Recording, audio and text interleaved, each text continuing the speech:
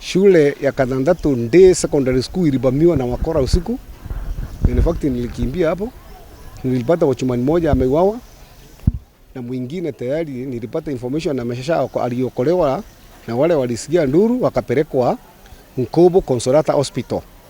I reported the matter kwa OCS wa Nkobo Police Station na alikuja na mpaka akakuja na DCIO information. Sasa ndio wanangadha tujue vile tutafaulu kutoka hapo.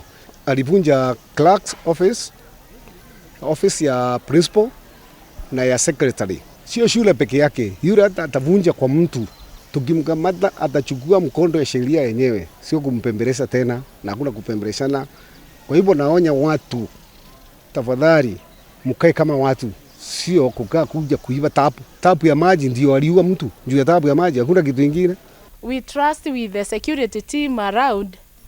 We are going to know who the perpetrators are, their motive, and they will all be brought to book.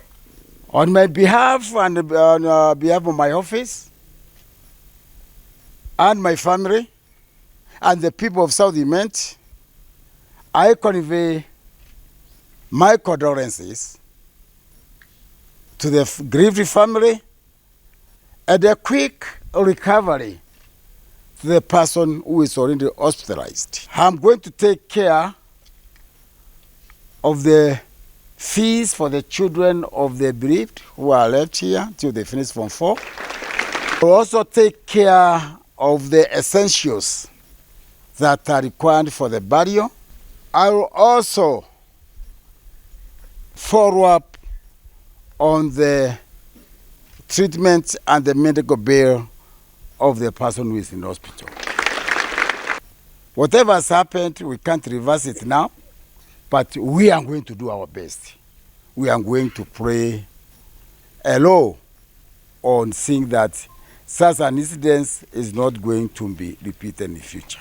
Wale watoto wamefika miaka 18 wakuje wapate vitambulisho, na vile hata wazee wale ambao wamepoteza vipande yao wanaweza kuja. Hii ofisi hakuna mambo ya ongo, kwa sababu kitambulisho ni haki yako. Hakuna kulipa cash kwa huduma yote ya serikali na hakuna kutuma pesa kwa M-Pesa ya namba ya mtu mwingine. We only pay kwa e-Citizen. So tafadhalini sana wananchi, ninawaomba msikuwe rahisi wa kudanganywa, msikuwe rahisi wa kutapeliwa na matapeli.